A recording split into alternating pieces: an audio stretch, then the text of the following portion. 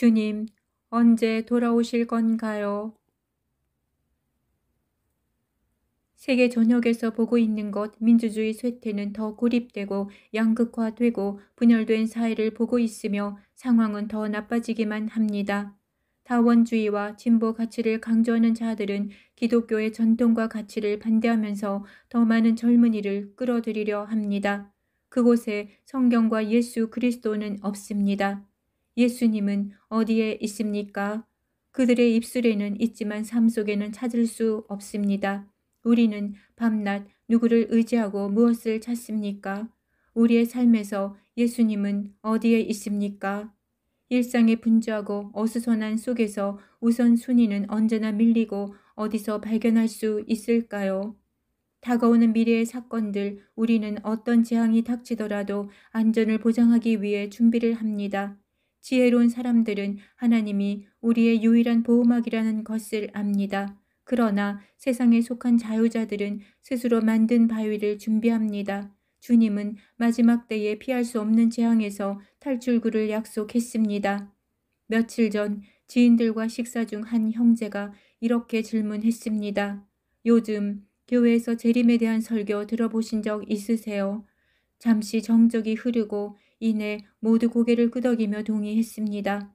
예수님의 재림에 대해 설교하는 것을 듣기란 참 어렵다는 데 의견을 같이 했습니다.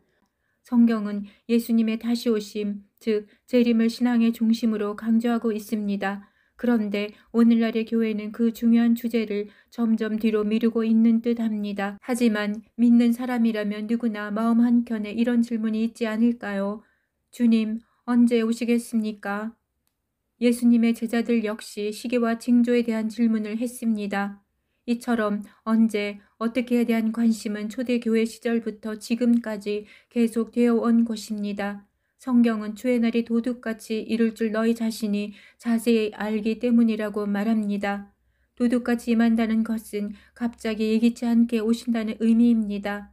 하지만 그날은 전혀 감이 오지 않는 깜깜한 미래만은 아닙니다. 왜냐하면 성경은 우리가 시대의 징조를 통해 어느 정도 분별할 수 있음을 가르치고 있기 때문입니다. 재림 설교가 사라진 이유는 무엇일까? 오늘날 교회에서 재림 설교가 드물어진 이유는 무엇일까요? 첫째는 그날과 그 시는 아무도 모른다는 말씀입니다. 이 구절을 지나치게 강조하다 보니 아예 재림에 대한 관심 자체를 꺼려하는 분위기가 생겼습니다. 둘째, 종말론에 대한 다양한 교리 해석의 혼란도 한몫합니다. 환란 후 휴거를 주장하거나 무천년설을 따르는 신학은 종말에 대한 경각심을 흐리게 만들었습니다. 환란이 지나간 뒤에 주님이 오신다는 식의 태도는 긴장을 풀고 영적 나태로 이어지기 쉽습니다. 셋째, 과거 시한부 종말론 같은 부작용 때문에 재림을 언급하는 것이 조롱받거나 교회의 품위를 손상시킬 수 있다고 여기는 분위기도 있습니다. 그 결과 오늘날 많은 교회는 아예 종말 이야기를 꺼내는 것 자체를 꺼려합니다. 오해받을까, 이단으로 몰릴까 두려워 침묵을 선택합니다. 하지만 주님은 충성되고 지혜 있는 종은 때를 따라 양식을 나눌 자라고 하셨습니다. 깨어있으라, 준비하라. 성경은 주의 날이 임신한 여자에게 해산의 고통이 임하듯이 갑작스럽게 시작된다고 말합니다.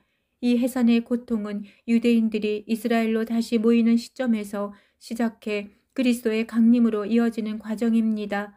하지만 이 고통이 곧 하나님의 진노는 아닙니다. 해산이 가까워질수록 징조가 점점 뚜렷해지고 마침내 해산이 되면 그때부터 하나님의 진노가 시작됩니다. 해산은 모두를 멸망시키지는 않습니다. 왜냐하면 성경은 형제들아 너희는 어둠에 있지 아니하니 그날이 도둑같이 너희에게 임하지 못하리라고 말합니다.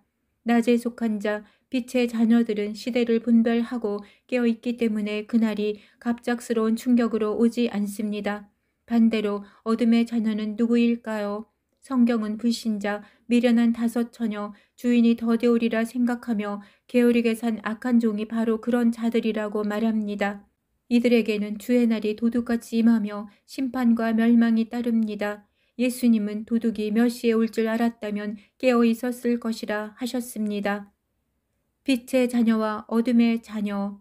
성경은 빛의 자녀와 어둠의 자녀를 구분합니다. 어둠의 자녀에게 그날은 도둑처럼 갑작스럽게 임하며 멸망에 빠지게 됩니다. 반면 빛의 자녀에게는 그날이 도둑처럼 오지 않습니다. 이는 우리가 재림의 시기를 어느 정도 짐작할 수 있다는 뜻입니다. 예수님도 이렇게 말씀하셨습니다. 만일 집 주인이 도둑이 어느 시각에 올 줄을 알았더라면 깨어있어 도둑이 뚫고 들어오지 못하게 했을 것이니라. 빛의 자녀는 세상의 술에 취하지 않고 깨어있는 자들입니다.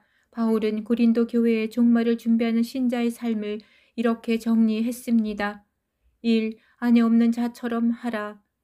결혼이 나쁘다는 뜻이 아니라 마음을 분산하지 말고 주님의 일에 더 집중하라는 의미입니다.